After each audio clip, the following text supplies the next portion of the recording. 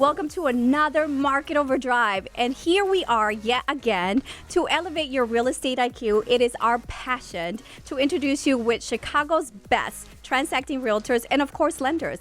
How are you, speaking of lenders? Joel Schaub in the house. Here we are, Market Overdrive. It's 2019. And the idea here is that we're bringing you guests, something that you haven't seen week after week. So we're really excited that you guys are tuning in. So about other awesome lenders, how are you, Miss Tammy? I am doing so well. Tammy Scarlett here. And love your hair. Thank you. I just got it all chopped off. Super short. Reciprocate. Oh, I you love look your hair so too. good, Carla. Love her Mama did my girls. hair. I had to kind of show off. Mom, I love you. And she also did Georgette's hair, so it was a fun time at the salon. Gorgeous. Do you know my mom is a hairstylist? Well, what about my hair? I mean, can we just You get a can come little... over. Yes, I love it. Lots of love for all the hair. Okay. Yeah, so that's where I got my awesomeness at being an entrepreneur. Really, I learned it from my mom's beauty shop, and that's where I learned how to be an entrepreneur and really, create business for ourselves. So today we're going to have an amazing show. As always, we align ourselves with the best in the industry just so that you can learn about buying or selling real estate. And of course, we let you know what's happening in the city. And, there's a lot of talk about this marijuana stuff. I don't even know what the big excitement is, but we have folks in the room who are going to tell you about this event that's going to be amazing. So for all of you there who are looking for that, is it called a gold rush or a green rush? I don't know what it's called, but for sure you want to know more about it. But as always, we are going to have one of Chicago's hottest, and I mean hottest. Every time I turn on social media, he's naked, either posing or doing a calendar because he's that awesome. But an amazing Tony Mattar is in the studio with us, and he's going to share with us A through Z on how to buy that perfect property. And of course, we have an attorney in the studio who's also going to walk us through whatever questions you may have. So please send us questions. His name is CJ, and I'm super excited to introduce you to him. And Tammy, who is your guest? Because I'm blanking out here. We have the amazing Joey Chiappetta and Adam Ordish of Chicago's own Property of Chicago. Don't hate me. So before we conclude, and also we're going to be hearing from our intern Kai. She's going to be telling you about an event not to miss because we're missing Mr. Ken Monroe. But of course, Tony P's got some amazing events for you. So stay tuned, watch, and you may be able to win some free tickets to these events. Joel, what's going on in the trenches? Well, speaking of hot and sexy, right? I wanted to talk today about one of the hot and sexy loan programs that a lot of people overlook. We always know that you can buy a property without 20% down, but really they think that either the rate's going to be way high or that mortgage insurance is going to put the monthly payment way up here. I just had a client last week that was paying $1,800 a month in rent. We were able to go out and buy a property with 5% down. So they literally bought a $200,000 place and they had 10 grand. That's hot and sexy. That's really great. The payment with taxes and insurance and HOAs was $150 less than they were paying in rent. So they went out, instead of throwing away almost $20,000 a year on rent, they put 10 grand in. We got the sellers to cover the closing costs, and they bought a small place. This isn't their forever home. This is something that you can do to stop paying rent now. So right from the trenches, coming up here in the next couple of months, you're going to be able to go out and find a property that's under market value, and you can do it with a low down payment. You got to start somewhere, right? $10,000 for the initial investment so that you can build equity and long-term wealth. Sign me up. I like it. I like it a lot. And the Tammy? sellers paying closing costs is also extremely sexy. Of course. Leave that to the amazing realtors who negotiate that, you guys. That's right. And that is actually my point today. My advice from the trenches is this, because the last few weeks I have had 3 different clients come to me and say that they are intending to find and purchase their property without a real estate agent. What? I know. I just want to send out all these alarms. And these are people that, I care about. I want them to have a good, happy future. I say, hey, this is your new investment. It's kind of like having a baby. So don't let yourself be uninsured by not having your real estate agent in your transaction. They're the person that leads you through it. They're the person that makes sure that everything is going to be in your favor and that you're protected. So please use an agent. Well, and also let us reverse engineer that, right? Buyers don't pay for our services. Technically, they don't, because when a property is put in the market, a seller negotiates a marketing fee with their realtor, and the realtor is the one who's paying a compensation on behalf of the seller. We take on a listing and we negotiate what's going to be the fee, regardless of where the final sales price is. There's always a marketing fee already negotiated. So why do yourself a disservice by not having representation of a skilled negotiator that's going to be able to speak the language and negotiate on your behalf so they can get the best deal on your behalf? There tends to be this notion that if you can cut out the real estate agents in the transaction, that you can somehow get this seller to sell you the house at a lower value because they're not having to pay out the real estate agents. And so people are thinking they're going to get a better deal. But what ends up happening is they print off, these purchase and sale agreements off the internet that they have absolutely no idea what the little caveats are. I had 2 deals last year where people did this, and both times they got stuck with the transfer taxes, the excise tax, the buyers did, and at the closing table had to cough up $8,000, $11,000, or else they weren't going to get their home because of these just janky contracts that they're using passed on from nowhere, and they had no real estate agent overseeing the file.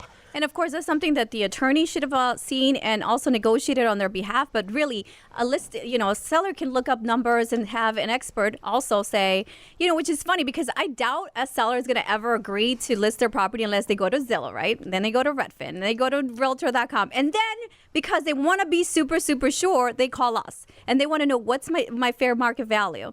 And we give them this value. And that's probably what they're selling to the novice investor who's going to say, sure, whatever, I'm getting a good deal because I'm negotiating on the commission. But sometimes there's more to the commission, right? There's a buyer's market. Much more to it. There's so much to it. There's terms, there's closing dates. So anyway, please don't do that because you're doing yourself a disservice. And remember, it is the fiduciary duty of the listing agent to represent the best interest of their seller. So in a dual situation where I'm representing the buyer and the seller, my fiduciary duty is to the seller. So make sure that you're always protected, that you bring in somebody who's going to negotiate, and it's also going to always be looking out for your best interest. So you learned it on Market Overdrive. Hopefully this was something that you can use. We're not trying to sell you anything here. This is pure advice. Right, Joel? It's true. You got to be educated. You got to know the process. A lot of people think they can do it on their own, and we just debunk that. All right, let's get to the cool people in the room. Go ahead and introduce your guests. I'm so excited. Drum roll. It's getting hot in here. I wish we could have music. I know, right? Where's the intro music? What kind of music do you think he'd need? Well, kind of like a wrestling walk-up music, something something really cool. Probably some Beyonce. It's Beyonce.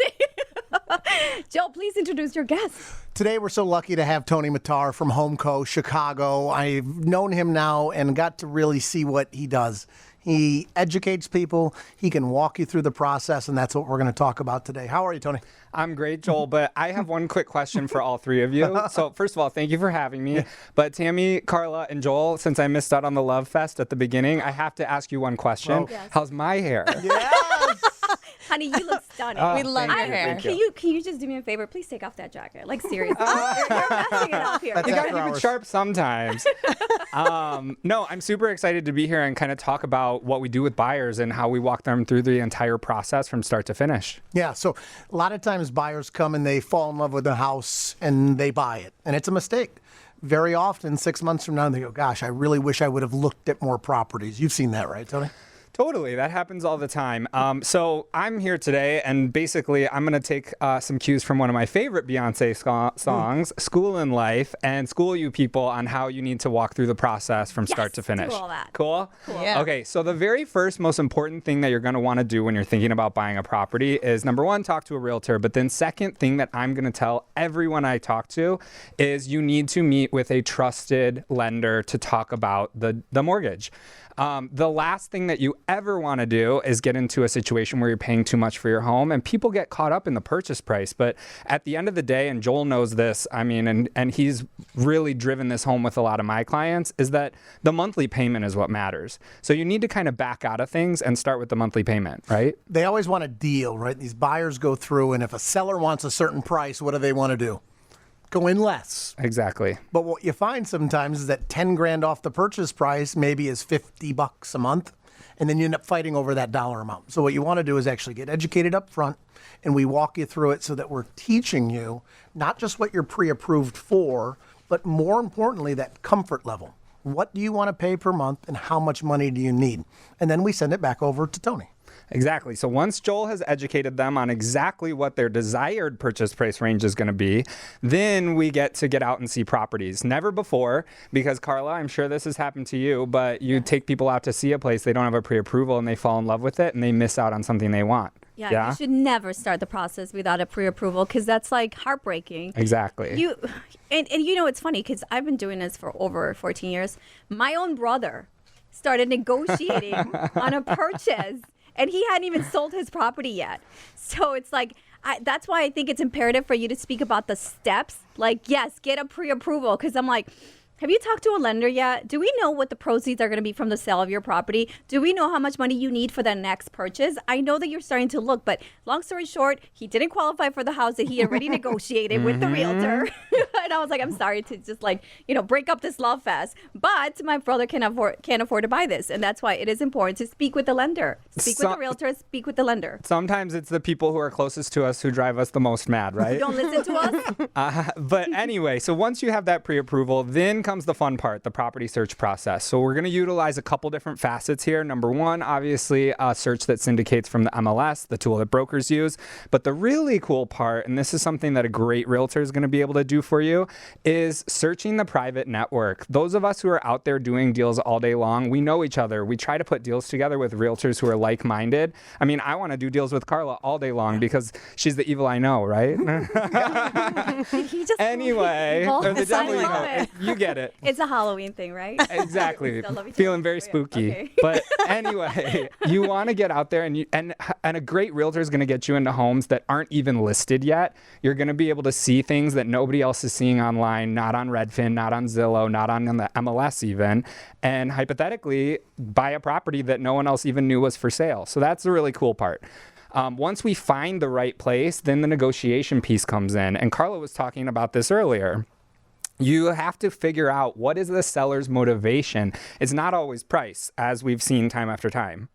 Yeah, there's something else sometimes. I have to sell a house first, or maybe I don't want to sell for 3 or 4 months. Instead of going in and purely negotiating on price, what Tony's telling you is work with an agent that knows how to communicate with the other side.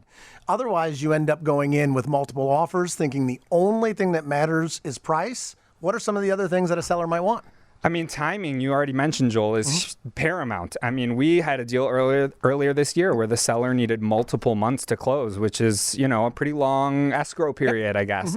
So figuring out that timing, figuring out the motivation, and figuring out how to make the best possible offer without paying more is going to be crucial in terms of finding a successful outcome. I also hear you say go out and look at a lot of properties. Very often what you end up buying is not even on the market today, right? Right. I mean, we sit down with people, and our team's focus is education, right? Joel, you know that. So we sit down with people sometimes 12, 18 months in advance to figure out, how can you prepare? Are there things on your credit score that you don't even know about that you need to get lined up prior to getting out into homes?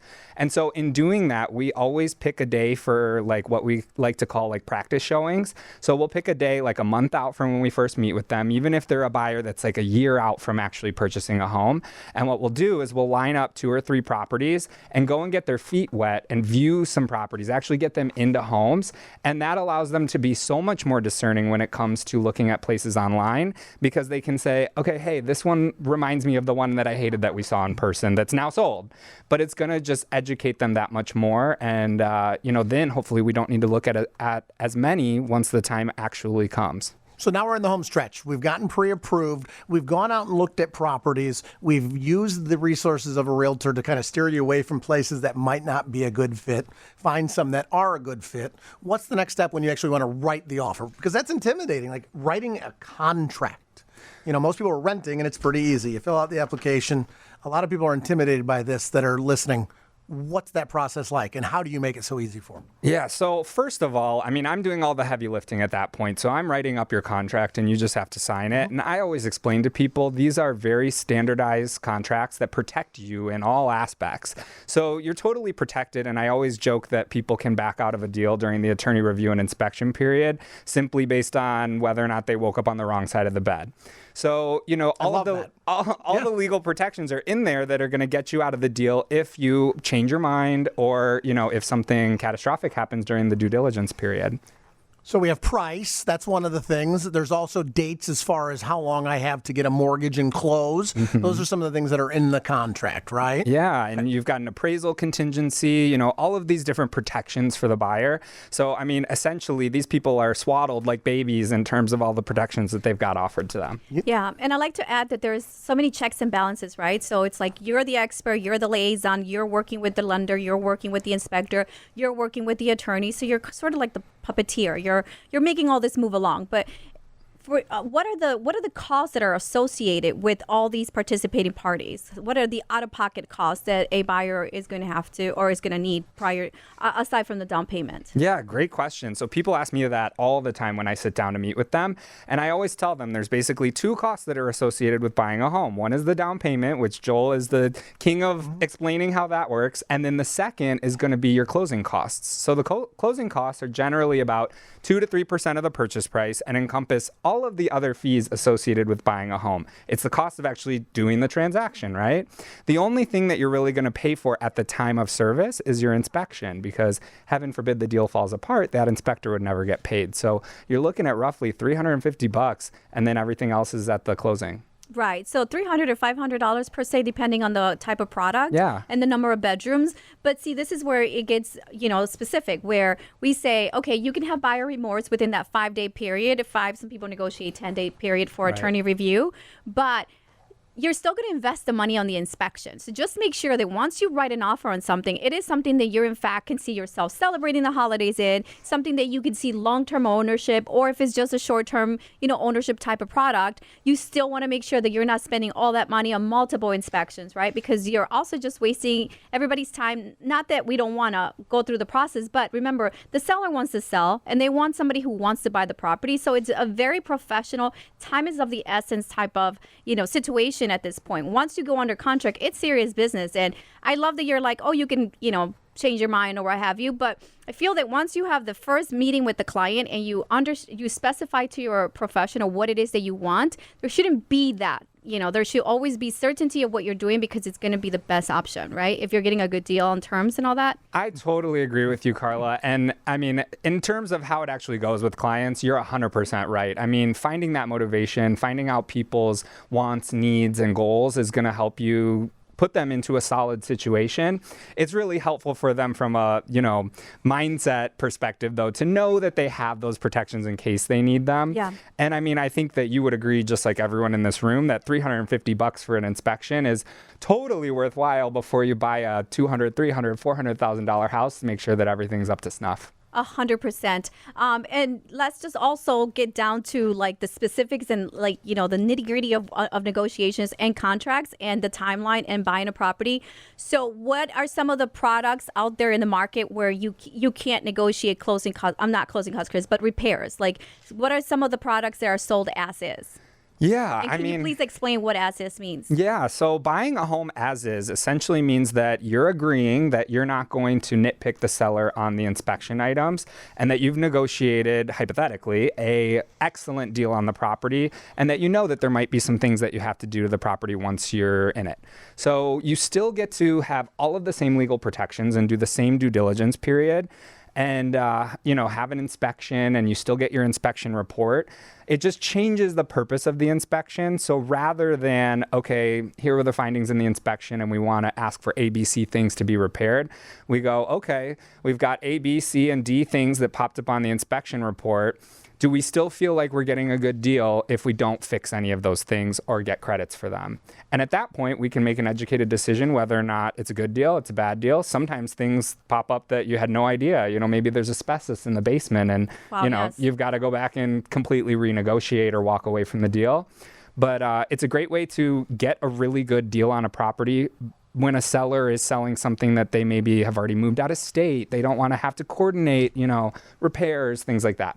So then at that point, and sometimes listen, right? And we're going to talk to the attorney later on today, but sometimes you can, right? If it's something that's like, I don't know, a leak in the basement or something. And like you said, the seller just wants to liquidate asset. They just want to sell. And we did sign an as-is clause. We said we buy it in an as-is condition, the condition that we saw it. But we're not inspectors. So sometimes once you get in there and they do moisture readings and you see things that, you couldn't see with your own eyes, or you go to the attic and there's mold, you can always sometimes say, hey, I'm going to cancel because my client is overwhelmed. They just can't proceed with these issues. They just don't have money because they're literally just saving for the down payment, and we mortgaged the closing costs. And so now we can't afford to do this. And maybe you can have a conversation with the sellers, and in this time of market, because it is a buyer's market, you may be able to say, okay, we're going to give you a credit, or we're going to do a price adjustment to reflect the repair. So always try, right?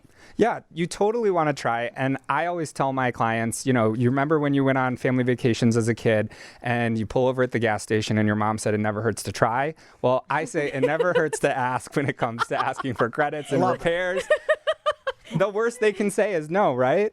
Beautiful. God, That's awesome. So now we're under contract. We're there. Everything is good. We're getting ready to go to closing. So in the last couple of minutes that we have you, what are some of the things that you've really seen that help buyers close? So we're under contract. We're getting ready to go to the closing table. What does that look like? I've never bought a place before. What does that look like? Yeah, so sometimes that period starts to scare people because, the attorney review and inspection period is so busy with so many different people involved. And then they kind of go into this period of sometimes a little bit more silence. And they're like, what's going on? So the most important thing I would say is making sure that you have a lender that's getting all of the appropriate documentation to get your loan clear to close proactively. The worst thing that you can do is have someone that's going to be in the 11th hour when the clear to close is due for the property, asking for new documents, new budgets, things like that. So Joel has been so excellent with our team, and he gets people clear to close in like 10 days, 12 days. I mean, and that really scares them because then it's like radio silence, but I tell them it's because everything's done.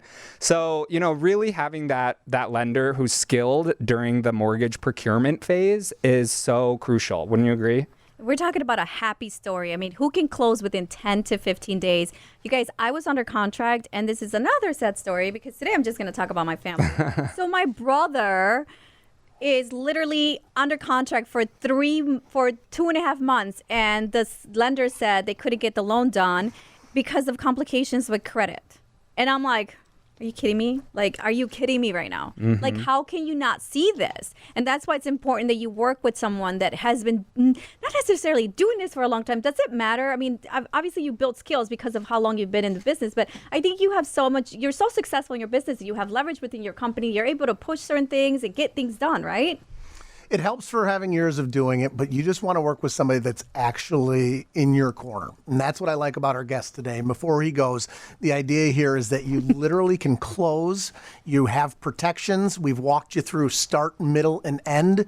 And from every step along the way, there are people that are there to help you and be in your corner.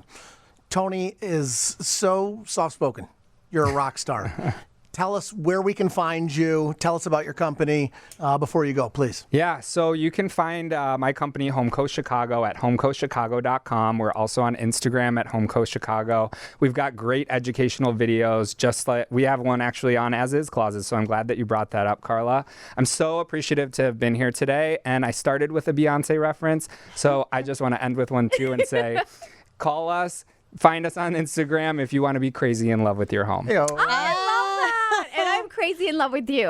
Amazing. I'm so proud of you. So he did open up his own brokerage, and I'm sorry if I objectified you because I'm going to be like, PC you can objectify me any day. Hey. But he's amazing, you guys. And can you please talk about your foundation and all the giving that you do and seriously your calendar? Yeah, so I also started a charity called Men of Chicago Real Estate. We took this year off because, as Karla mentioned, I had a lot going on with starting my own independent brokerage with my partner, Haley Levine. But we're a nonprofit that raises money for people affected by HIV and AIDS in Chicago. And that was my first foray in the Market Overdrive world, was coming on to talk about that a couple years ago. I love it. it. And thank you so much for being here again and again and sharing this information with our audience, because it's different, right? Every time you hear from someone else, you could take something different away. And I love the way you explained it. And that's why you're a rock star. Thank you for your patience. Thanks, you guys. Of course. Joel, thank you so much for finding amazing talent to come in here and elevate our real estate IQ. Tammy, can you tell us a little bit more about your guests? Who are we expecting next? My guests today are here in Chicago. Property of Chicago is the name of their boutique brokerage, which boutique brokerage, if you guys don't know, means basically that it is a smaller brokerage that's able to cater to each person's needs and give really personal and individualized attention. So oftentimes boutique brokerages can be the way to go. And this boutique brokerage happens to be the only LGBTQ certified owned brokerage in Chicago, real estate brokerage in Chicago. That's amazing. So yeah, they've gone through that process of certification, and I mean they'll work with everybody, but I think it's really neat that they have that. I love it. And it's not Pride Week, but every day should be celebrated, right? And I love that there's niche people who concentrate in commercial, residential, and then you have people who do multi-units, condos, or a specific area. I love that you're seriously servicing our communities. So who's going to introduce? You're going to I will introduce them right now. Go ahead. Okay, so with us today are Joey Chiappetta and Adam Ordish. Say hi, guys. Hi. Joey, I'm loving the beard. Thank you. Well, so I have to ask you, what do you think of Adam's hair? Yes. I love Adam's hair. Hi, Adam.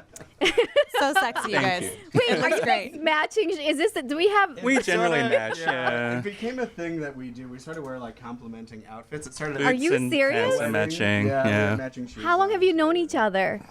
Well, we've been married for 5 years. Oh my God, you guys are Together cute for partners. 6 I years. love it. Yeah. Partners in business. I mean, you and your wife work together, right, Joel? It's all about having a team of people that are next to you. And, you know, if you have people that are really in your corner, people like that relationship, right? You're real. Absolutely. Yep. You don't have like two separate things. You have you, and that's what's awesome. Yeah. We often tell people that we're not even separate human beings anymore. We're just like, if I show up somewhere, everyone's, where's Adam? And I'm like, well, hi to you too. He's on his way. It's always how it goes. I love it. Can you tell us a little bit more about your brokerage?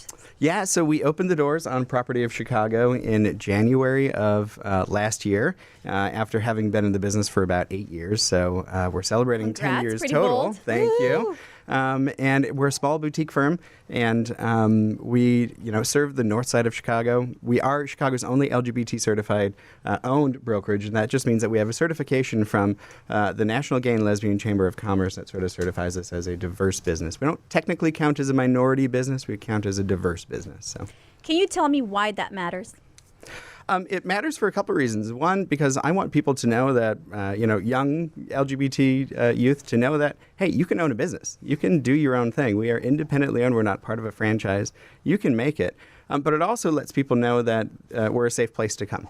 There are some people that need to know that they are going to be dealt with professionally, fairly, and kindly. So it I lets them love know that. That's a great mission, right? Because there's always that corporate. And I was talking about the corporate mindset of a brokerage versus a, small business per se, a boutique ownership. And I think that, there's so many forms that you have to fill out. There's so many layers of protocols when you work with a large brokerage.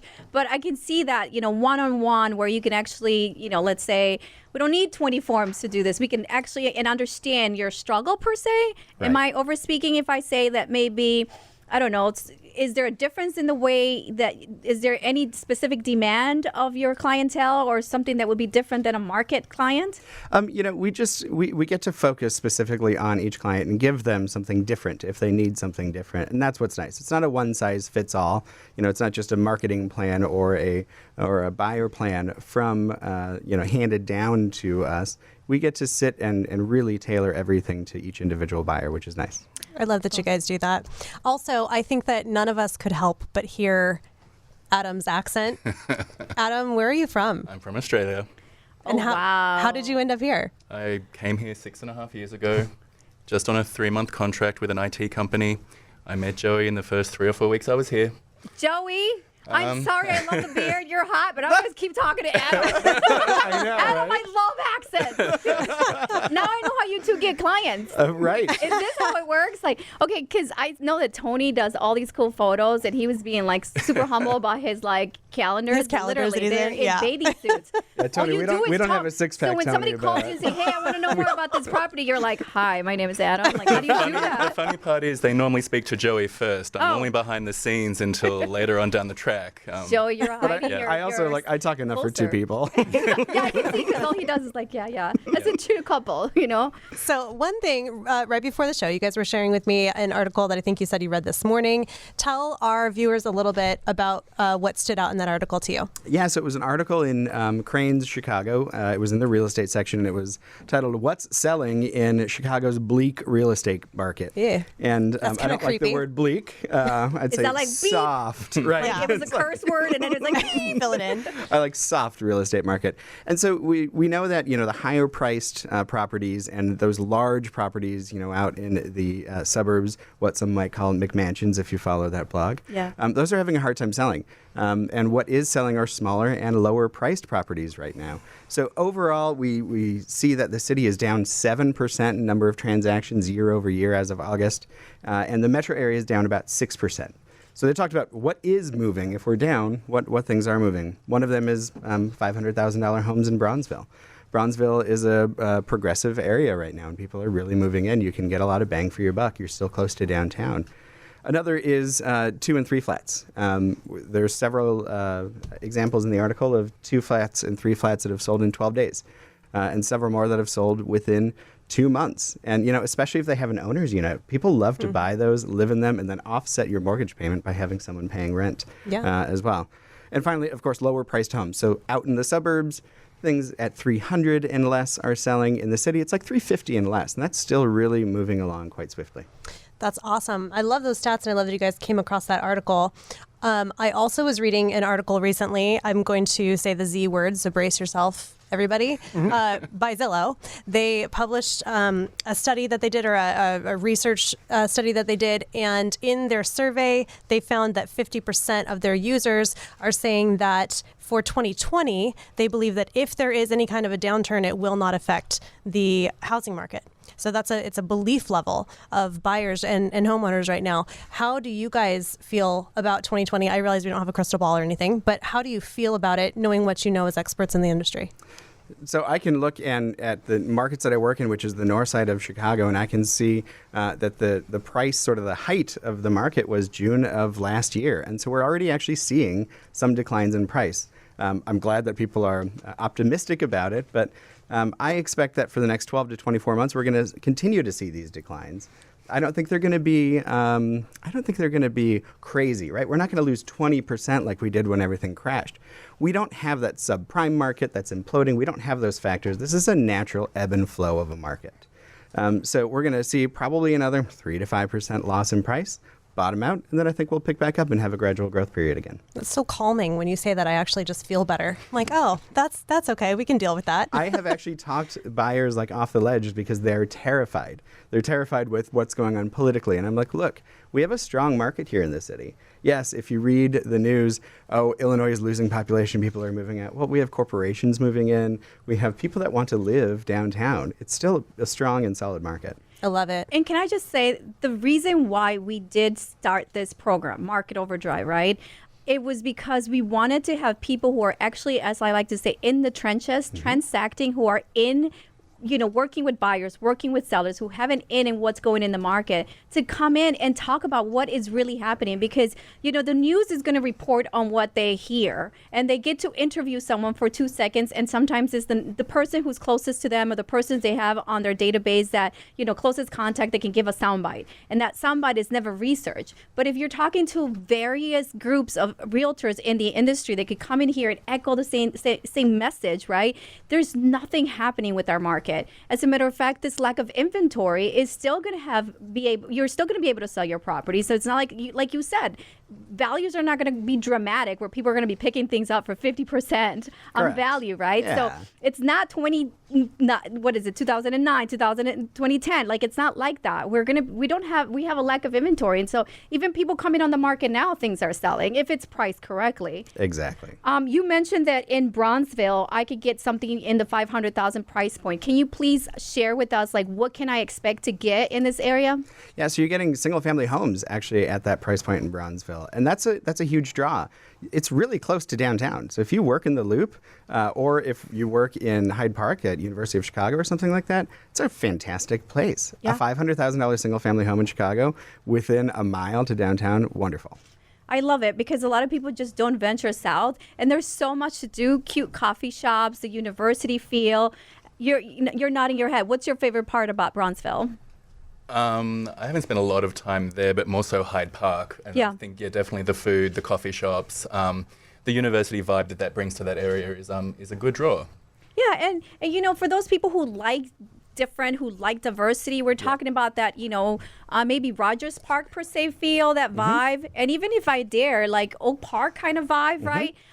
The schools there are some good schools and there are some good programs, but for the most part, price per square foot, you're getting something turnkey in that $500,000 price Yeah, point. you get bang for your buck. Yeah, and it's, again, being able to know who are the realtors that are transacting in the area. We had Steele in the studio. You brought him as a guest. And We had Asani. Yeah, he controls the new construction market over there, but it's about knowing where to buy. And if someone's telling you can buy something on an average of $500,000, that means that, and this is a really good place to buy, it's like you're going to move into a neighborhood that's going to create equity, right? And I say this again, and I might bore you with the same information, but it's like it's utilitarian. You're going to use it, right? And you're going to live in it, and then it's going to build wealth for you. Like it makes no sense for people to be fearful if Right. they're going to use it. It's the biggest no-brainer of all time. You have to live somewhere. Yeah, exactly. Well, in light of all these things, the opportunities to live in different neighborhoods to grow your wealth and the current market and these forecasts for 2020. Adam, what is some advice that you would give to sellers right now? I think a couple of things. One is be prepared to be realistic on price, but also be prepared to price aggressively so that you can compete with the other products on the market. We've had quite a few sellers recently who are getting ready to list now, and we're just doing a few upgrades to their places with them too, like painting the entire place, refinishing floors, just small upgrades, replacing kitchen countertops, little things that'll make that product stand out a little bit from the other products on the market that might just get them over the line for potential buyers. And that's stuff that we didn't have to do when the market was hot. I mean, you could pop it on and sell it because there was, low inventory. Right. So, it's a bit of a shift. Sellers, yes, now you have to do some things to get your place sold. And what about, Joey, for buyers? What advice would you give them? I'm telling all my buyers right now, be patient. As we're watching the market soften a little bit, I want to make sure that you're getting the property at the right price, at market value, not what the seller wants that right price to be. So, perfect example, I had some clients, they had an offer in on a condo. They loved it. I said, guys, don't go over $325. Don't do it. It's not worth it. The seller wouldn't budge from $340. So my buyers went and re-signed a lease for 6 months. Soon as we re-signed the lease, they called, hey, are they still interested at $325? Yeah, the property languished on the market for another month. Well, they are interested, but we just re-signed a lease. So be patient. Yeah. Yeah. And it's true. And I mean, going back to what we discussed with Tony and even with what you brought up, Tammy, is that people don't understand, buyers don't understand the role of a realtor. And I like to tell people, I transact like if it's my own purchase. Would I buy it if I were buying it? And if the answer is no, I'm going to say that to you. And I'm not going to pay more than X amount for certain things. And I'm usually very passionate about that, right? Because No, we can tell, like, okay, no, we can work this out. And for the most part, we're able to negotiate great deals. I mean, my brother's property was listed for $429, and he's like, write an offer. And I was like, no, we're not writing an offer yet. A, we haven't sold your place. B, no, we're going to wait. And we waited. We're at $385 under contract. So it's like, well, right now we're not because we couldn't get the first buyer to whatever. Anyway, sorry. Venting. Tangent. But that's the reason you hire someone, right? Right. It's not because buyers don't pay realtors a commission. They don't pay a fee, but you are getting our services and expertise literally for free, right? I always not for free because you're going to send us business in the future. Right. Yes, that's the whole point, right? But I always tell buyers at the initial buyer consultation that I have with them, guys, I'm going to tell you no a lot. And they're like, what do you mean? And here's a perfect example. These were some move-up buyers of mine. They came to a second round. They wanted a single-family home from a condo. In the first place that we looked at, it had been rehabbed. And all they saw was shiny and new and more space. And they were down in the basement and they're like, oh my God, I love it. And she's like literally getting a tear. And I was like, guys, there is no way I'm letting you buy this house. And they're like, what do you mean? Yes. So we get to the car and they're like, what's wrong with it? I'm like, the floors are buckling. They didn't change the treads. None of the tiles matched up properly. Yeah. There's the fit and finish on this place is terrible. I'm going to tell you no, this is a bad move to buy this They went for the place. staging. Right. And we always laugh about this. Actually, he became one of my agents in my office. Nice. I love it. But we always laugh about this because they're like, we went home that night and thought, oh my God, do we even trust our own senses anymore? And I'm like, guys, you're fine. But you're looking at this space and excited. I'm here to really guide you into the right purchase. It's so true. And it's really a trust building thing, right? I mean, your clients can trust you in this because you're putting yourself in that position and you built that with this one so much that now they work for you. That's amazing. Yeah. Are you still saying no to them? No. Well, he does his own now. He's moved on. I do want to touch on the thing that we kind of teased out to our listeners and viewers on Facebook and Instagram, and that is that you guys do have a thing that is like your thing, and that's called I Got a Guy. I got a guy. Sometimes I got a gal. Sometimes it's a gal. I love that. Yeah. So say it in the Italian voice. Don't worry, I got a guy. So it kind of started like this, right? Our job is funny. We sometimes pick up strangers in our car and show them houses, and so we have this time with them. So we look at a listing, and everything's great, but that bathroom needs to be redone. And we get in the car and they say, "Well, how do I get a bathroom redone?" Don't worry, I got a guy. Well, how do I get a new roof? Don't worry, I got a guy. And I just realized that I started saying that phrase a lot. And what I did then was I started compiling a little book for my office, and it's called my Don't Worry, I Got a Guy book. And this is just all of the trusted professionals that I've worked with over the years, right? So roofers, plumbers, caterers, you name it. Like, do you need someone to cater your housewarming party? Don't worry, I got a guy. Wow, that's awesome. Well, what's fun for me is I really love connecting people, especially other small businesses, and really supporting other small businesses. These are all people that I've personally vetted. I've seen their work, or they come highly recommended to me from other people in the field. And, I take zero money from them. I tell all my clients I don't take any money from any of these people that I refer you. I only refer people that do excellent work and stand by what they do.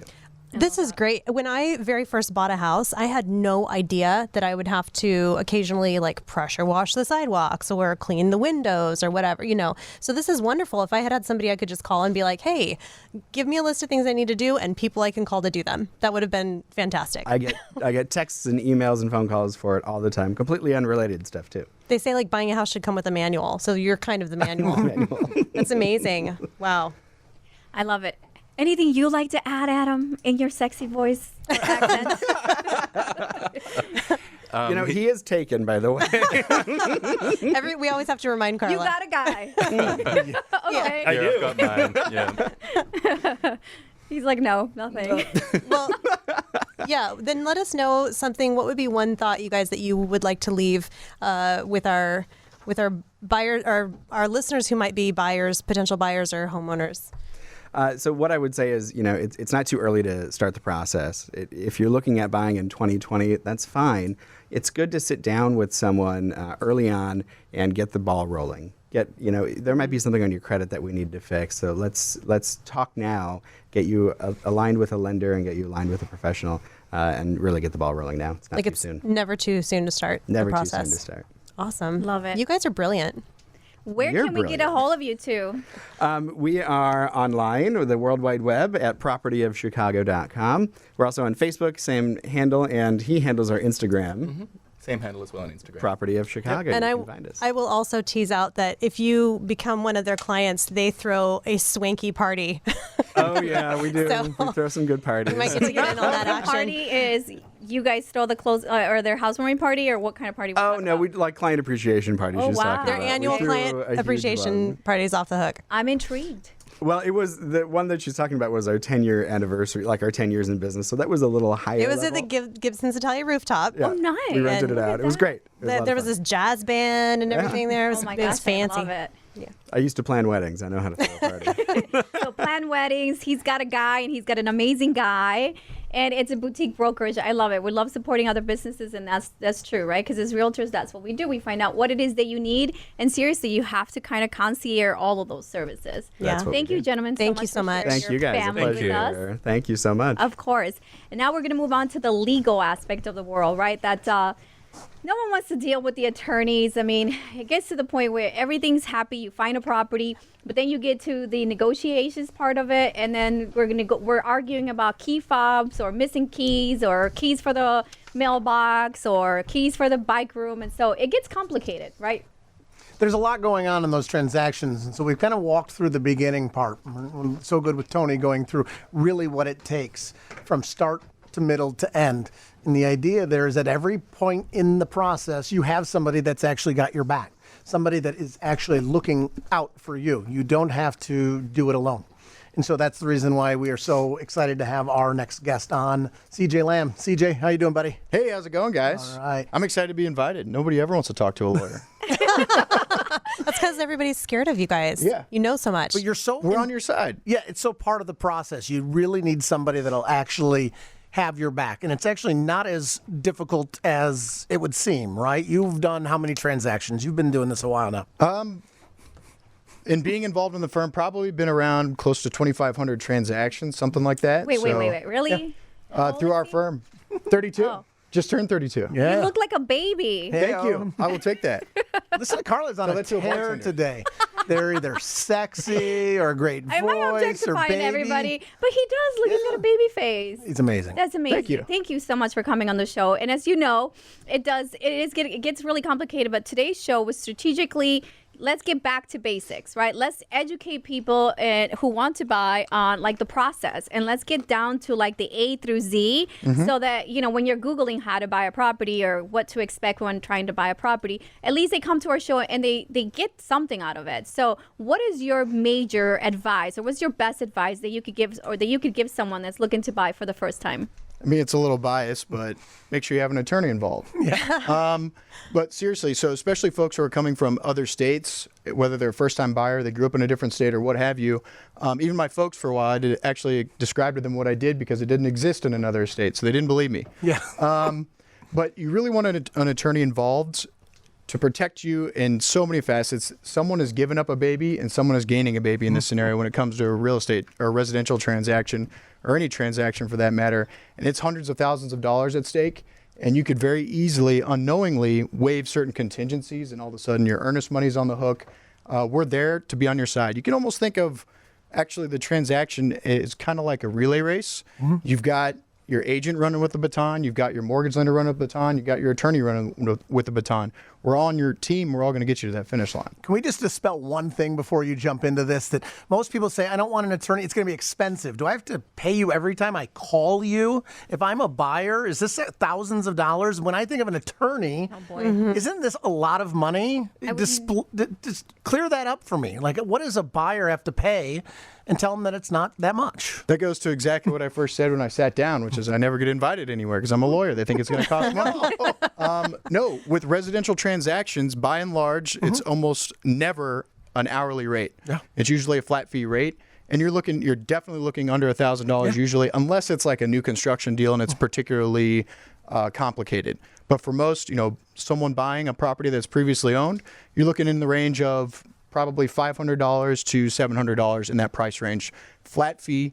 Most attorneys like us, we're not going to take our fee until you close. So our success is tied to yours. If we get you out of a contract, we don't charge you money for what we've done for you so far. Tammy can tell you this. You're not going to go borrow $300,000 from Tammy without spending a couple $100 on an attorney, right? I swear by attorneys' contracts, reading things 3 times, all that kind of stuff. So, are you billing us now or No. Okay. No. So yeah, It'll come we're later. good. We're good. And it does get complicated sometimes. And unfortunately, there is some times where, the parties are not in agreement anymore, right? Maybe the realtors have reached the wall and maybe their sellers are emotional, or the buyer just it's demanding. And so, right, people are saying it's a buyer's market, and then they stick to that and they say, we're going to ask for everything.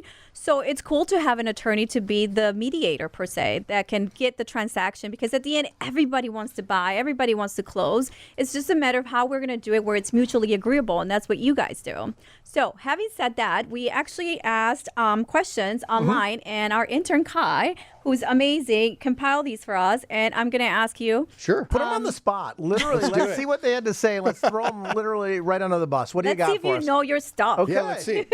Okay, so I'm thinking of turning a home that I want to flip into a clothing boutique. How do I go about making this house into a commercial space? What is the legality there? That is, there's actually a lot involved in that. You have to look at your local zoning. You have to look at what is allowed by those local ordinances. Also, what's involved in your boutique. Are you going to be serving drinks there? What type of people are you going to have coming in and out? What kind of licenses are you going to need? It may be more of a question actually of instead of turning the property into that sort of use, what other sort of licenses do you have to have retail wise? And actually, we have great access to a bunch of permit expediters, stuff like that. You got a guy. Yeah, You got a guy. just like the last one. You don't see a lot of that, though, right? No, nothing like that. Residential properties, whenever we see stuff like that, we usually see it whenever it's changing, whenever it's a mixed-use property. So you have the upper levels are a couple of residential units, and the ground levels a retail unit. The biggest thing that we see there is maybe changing from a boutique clothing shop to a bar. Mm-hmm. That's where we see a lot of those licensing changes, and we've got to make sure you can actually do that there. But as far as changing the zoning, I will say if it does involve changing zoning, which I don't know without looking at it, honestly, but if it does involve changing zoning, that is a big process. So you got to be able to wait. Make sure you can wait a while. So if you have money on the line or investors on the line, make sure they know that full process before you get yourself in hot water. When you say that's a big process, do you mean just time, or is it a big process in cost as well? Usually both. My firm actually, we outsource the zoning changes because of the cost of time. And we like to, actually, there's a firm right around the corner from us who does a lot of the stuff. And it's cumbersome. You got to know who you're talking to, and it costs both. It can be expensive. And you got to get the alderman approval. You got to get the neighbors' approval. A lot of grease and wheels. If it's going to increase, traffic on the streets, they want to make sure that everybody approves it. So yeah, it's a tedious process. And again, align yourself with an expert. So question number 2, what happens if there's a lien on a property I want to buy? Sure. So that's part of my role as your attorney, actually, is helping identify those this is what I liens. do. Yeah, absolutely.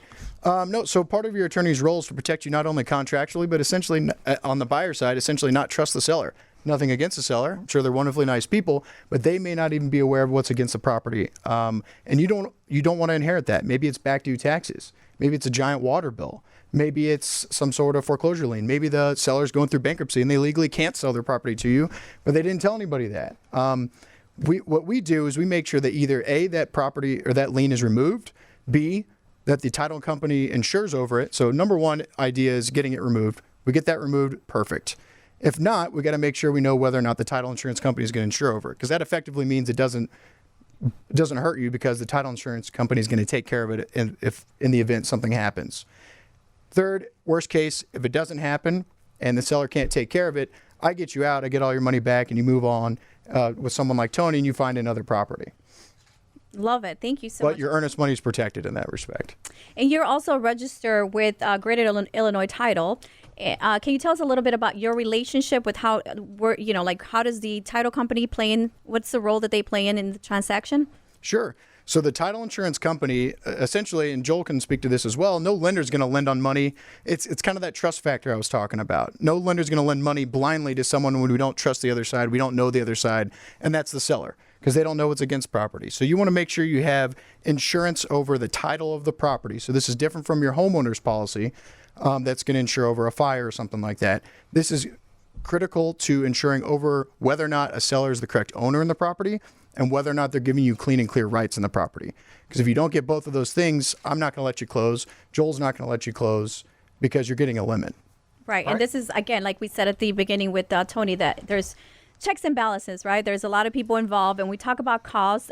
We talked about the closing costs, about 2 to 3% of purchase price, and that's what it covers, the title fees, right? The transfer stamps and all that jazz. But it's very important that they do a search of title and see a chain of titles that you call it, right? Yes. So they can see who were the owners, and in fact, even if you're buying a property that's newly remodeled, right? You want to make sure that those contractors got paid, and that, in some cases, your attorney got, right? You request to make sure that there was proper permits pool when they did the work?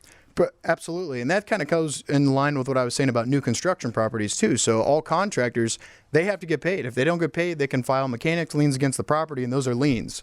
So we want to see, and that's where not only looking at the title policy itself, what the title company has identified and what they're insuring over and everything involved in that, but we want to make sure, for example, on a rehab project or a new construction project, we want to see those affidavits where those contractors have all been paid. And if not, that affidavit is something that the seller's submitting where they're guaranteeing that they've all been paid. So at least we have something to go after. Right. And everybody wants to go to closing to celebrate. We just want to pop the bottle of champagne. Yep. Say how I say it because I can't pronounce champagne. Anyway, and just celebrate. But it's the worst when somebody didn't do their job, and there's a creditor who said, hey, by the way, there's a lien on the title and you can't close, and then their lender's upset because they got to clear to close. You can't fund, right, unless it's been cleared. As a lender, Tammy and I want to make sure that you are getting free and clear from any liens or encumbrances on title, and that we're the only lien. You're really not buying a place unless you're paying cash. Yep. The mortgage guy's always got a lien on it. And what we want to do is be in first lien position, and that's what we make sure that CJ does for our buyers. And that's really for buyers' protection. Right. Ultimately. 100%. We got one more? Yes, one more here. So this one, when are intercreditor and subordination agreements used?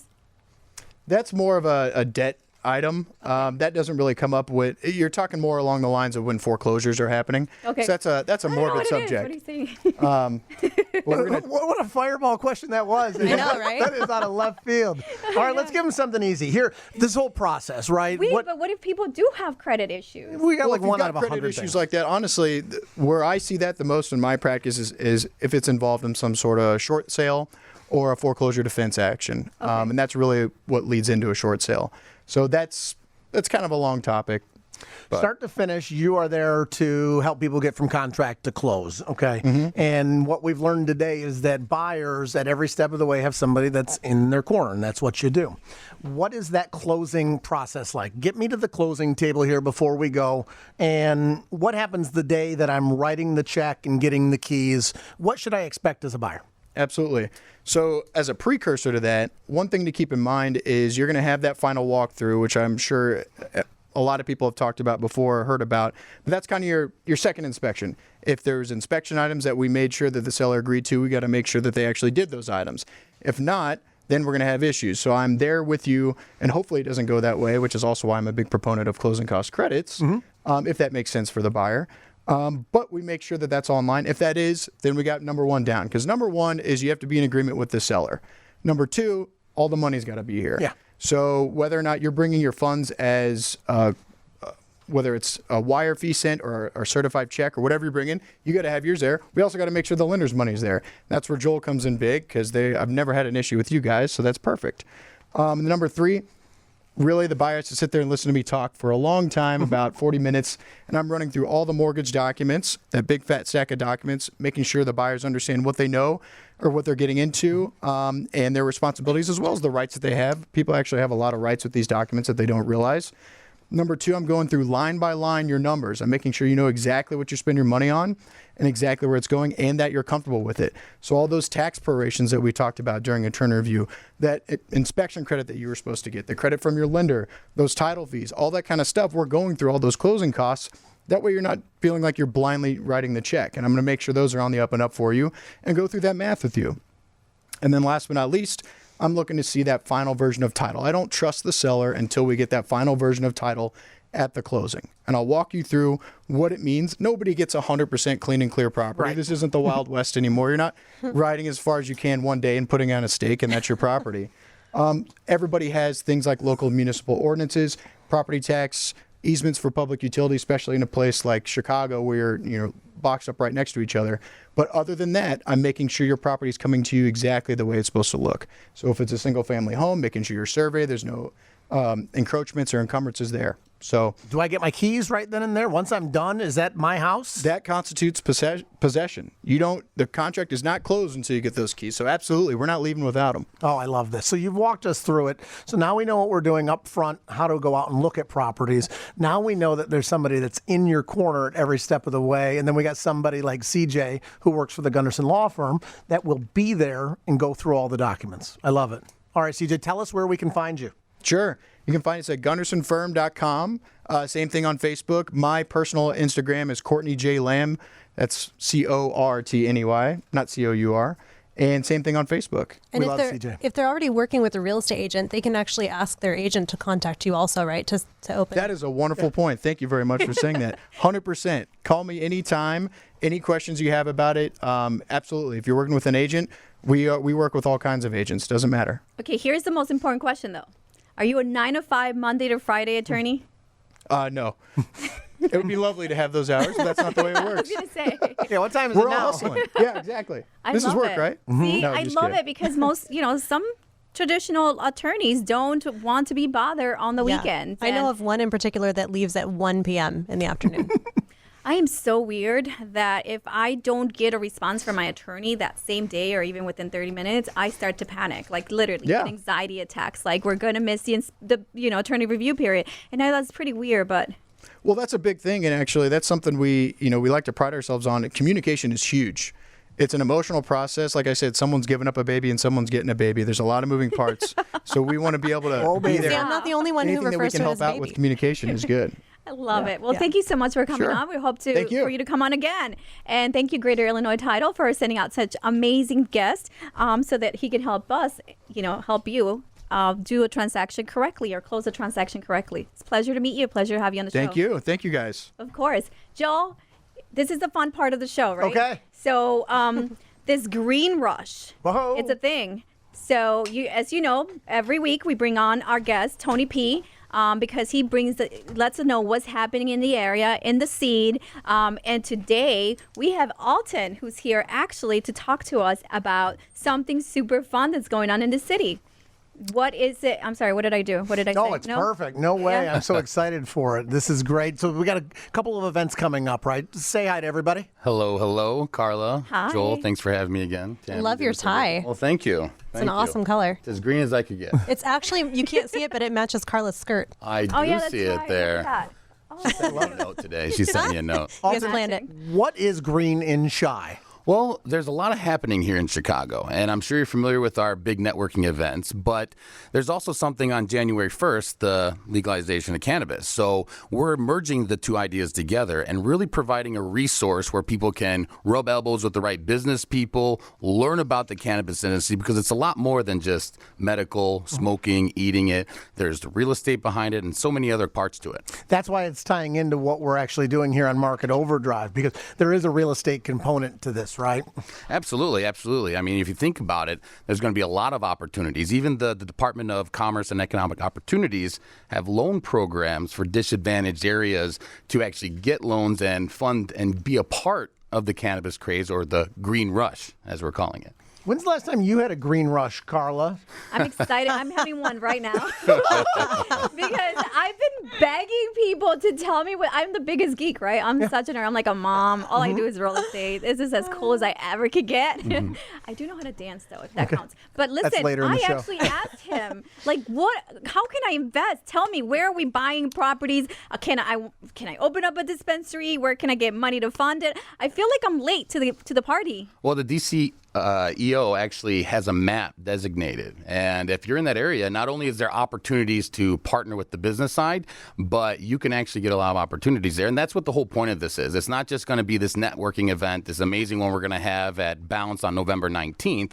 We're actually going to be doing panel discussions, and there's talks about a very strategic expo next year as well. But we'll get into that. So if you're someone that wants to really learn about the industry, wants to really get involved, and you don't have to be a medical user or cannabis user, there's a lot of money to be made in this. And it's something that if you followed, for instance, the last time I was on here, I was talking about blockchain. 2 years ago, there was a huge craze on that. And it's going to happen with cannabis now. Okay, so how do I make money? Well, you first start off by coming to our event on November 19th. And then finding where you place. I like the plug. Get to it. Get to it. I want to get the scoop. You heard it on Market Overdrive first. I think that you really have to learn first to really get your angle. If you're into real estate, there's going to be a lot of people looking for those properties in these designated areas, but there's also a lot of opportunities on the investment side, especially now that there's people collaborating. You don't just have the people that, kind of talked about in a taboo sense. People are actually having meetings, there's meetups, there's seminars. This is a big thing. And now it's Chicago's turn. We're going to be the Midwest capital of cannabis. There's a lot of these companies that were coming in years ago when I was an early investor in one of the third largest in the United States right now. It's Cresco Labs. And in Illinois, they have 3 medical marijuana facilities. The ways that you can make money, it doesn't mean that you just need to be eating the product or smoking the product. Exactly. There's a lot of ways that you can get involved in doing that, and that's the reason we're so happy to have you on the show. Joe Caltabiano from Cresco Labs brought me in way before we were ever even thinking about it being legal. And now we are just months away from the January 1st date, which is absolutely amazing. There's so many angles as well. One of our big sponsors, the Cannabis Search Group, they actually place executives with some of these type groups. Dan Garms, he's one of our partners here. You'll see him at the event as well as some of our great speakers because there's so many people that want to be involved in this movement. And there's a lot of contributors as well. So it's going to be a very big thing, and I'm excited about it. Plug it again. We got it coming up on the 19th. Before you go, please tell us where we can go, please. November 19th. More information, you can go to www.greeninShy.com. That's CHI for those that are out of town.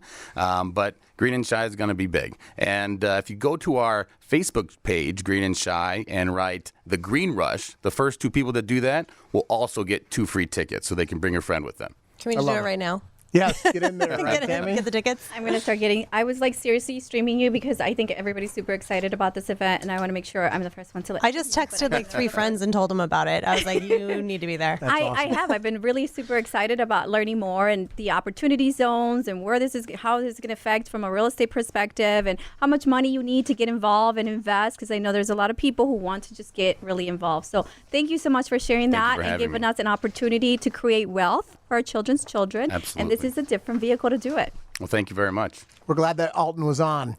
All right, what did you think of that, Karla? I loved it. I mean, seriously, it's about getting a different angle on how to invest. I mean, earlier today you learned about, the cost that's involved with purchasing a home. The first thing is, right, you need money for earnest deposit, you need money for, which will be credited at closing, and then you need money for inspection. So you take care of the inspection, and then you need money for the appraisal. And I think after that, sometimes you can include that in your closing costs at the end so that you can pay that at the end of the transaction. But for the most part, you don't need a ton of, cash at hand. Obviously, you're going to have to pay for that year's worth of insurance, hazardous insurance. So that's going to be another cost. But again, every situation is different, right? So you want to speak to an expert that's going to give you an hour of their time to listen to your goals so that we can help you attain those goals. Did I miss anything, Joel? Well, don't forget to like us on Facebook, follow us on Instagram, and subscribe on YouTube. You'll be able to go back and look at past episodes of Market Overdrive if you liked what you saw today. And listen, if you are selling your home and you're completely worried, because I've noticed that we're getting a lot of calls about listing and selling properties because they either didn't make the sales during the summer and people are just worried. If your property's still sitting on the market, possibly a little facelift is going to help. One of the cool things that I wanted to plug here with Compass is the fact that Compass will definitely pay for your contractor's work, staging, painting, any repairs that may need it in order to get the sale done. They will absorb the cost and they get paid at closing. It's a 0 interest loan that you get, and it's basically saying you're listing your property with us as your realtor. We will market the property for you. Once it's sold at closing, there's going to be a payment over to Compass for the money that's spent, and you get to pick your contractor. So this is a way to get you higher yields because the property is now going to compete with something that's already repaired. So keep that in mind. If you've stayed on the market for a long time, give me a call. I'd love to help you and chat with you. It's 1 hour of your day that's going to take for us to kind of come up with a strategy. So anyway, we're ending our show, and this is a fun segment, right? We got Kai, our intern, who's actually making her debut. Hi, Kai. Welcome, Hi there. Kai. I am not Ken Monroe. No, but you are here all the time. I But know you're we usually look a lot alike. Normally, I am behind the scenes. Behind You're the definitely scenes, more yeah. stunning than Ken Monroe. Let me tell you, Thank darling. I will flirt with you less. I promise that. But listen, I love giving women a voice. I love giving entrepreneurs a voice. And this young lady is amazing because, I mean, you're at Northwestern, correct? I am, yes. And it's not about the school or anything, but she's such an advocate. She's stunning. And not only that, but she's a professional journalist. What are you aspiring to become? Thank you. Well, I'm double majoring in journalism and international relations. So I eventually want to become an advocate for women, especially globally within journalism. Especially within politics. I want to be a voice. Love it. Or You are you know a voice. what? I want to pass the microphone. I want to give other people a voice. I love that. Oh See? my and gosh, she was you're the afraid best. to come on here. So anyway, Ken Monroe is not here because he's in the scene, and he's asked us to bring you on so that you can share what's Yeah. going on in the Ken Monroe Chicago scene. Yeah, he has given me some details to share with you guys about Halloween coming up next Oh week. yeah. Ken's really excited about it. I know I'm going, and I'm really excited. It is at the Ambassador Hotel next Friday. What's the date again? It is the 25th. 25th. October 25th. And it's going to be from 8 p.m. to 2 a.m. So get ready to stay up late. And you won't be let in if you're not dressed in Hollywood attire. So you've got to dress up like somebody on the red carpet. There will be a red carpet that you can walk down. It should be really fun. But it Joel, could be you old cannot school. go as you. I know you're Hollywood, but you cannot go as you. I already have my costume picked out. We're VIP. It's a surprise. I am so excited. Oh my feel left goodness. out. The Ambassador Hotel is a really great place, and on the 25th, it's going to be literally Halloween. So we'd like to see everybody out there for sure. And your ticket is going to include appetizers, and there's going to be cocktails, there's going to be impersonators, and there's going to be a giveaway for 2 free trips. One to LA and one to New York, I believe, and that's airfare and hotel included. And that's going to go to whoever has the best costumes. Ooh, nice. Oh, wow. nice. That's a challenge. Yeah. Okay, it's on because you know I'm Okay. so competitive. I know, and I'm dying to know what you're going to come as, Joel. you gonna tell us? No, you have to show up, or you'll tune in the following week to see exactly what Christine and it's a couple's outfit, and Oh, it is nice. a movie star along with somebody else. So it was really cool to have Kai on here because you are a social media journalist behind the scenes, and here you are. So tell us again the date of that event and what we need to do to sign up. It's going to be October 25th, next Friday, at the Ambassador. And you can find tickets on Halloween, so that's HOLLYWEEN 2019.eventbrite.com. Love it. Thank you so much, love. Yeah, thanks for having me on. This is my debut. This is it. What do you think of that? Way to go. How did you do it? She did amazing, right? You did She's great. Always behind the scenes, and it's really good to have her out here in front of the camera. Wait till you meet Will. I mean, our team is just amazing. It's true. And we have our photographer. Well, Ahmad's not here, but he sent an amazing photographer to take his place today. So it takes a village. Yes, it so does. on the road. Like to produce this, it's insane. So thank you so much for joining us and following us. And remember, if you want to hear more, or if you have an expert that you'd like us to feature on our show, please inbox us. You can email me at Karla@marketoverdrive.com. And we love to hear from your expert. Maybe say, you love this realtor that did an amazing job, or this inspector, or a stager, or an attorney. Remember, this is all part of the transaction. We love everything real estate. We're always learning. And if you yourself want to share something with us, or like to come on to watch a live taping, please. This is a family, right? Yeah. Big shout out to a past guest, Danny Lewis, who's voted right now. Go online and vote on Chicago Agent Magazine for Industry MVP. Danny Lewis, we love you, buddy. I hope you win. Yes, love Danny. Tammy? Lots of love to all of you. It's a show. Don't forget to follow us on Instagram, Facebook, YouTube, and share the information. Catch you on next week, or when are we coming on? Next We'll week, see you right? guys next week on the 24th, There you and we go. hope that you enjoyed WGN's Market Overdrive. Thank you.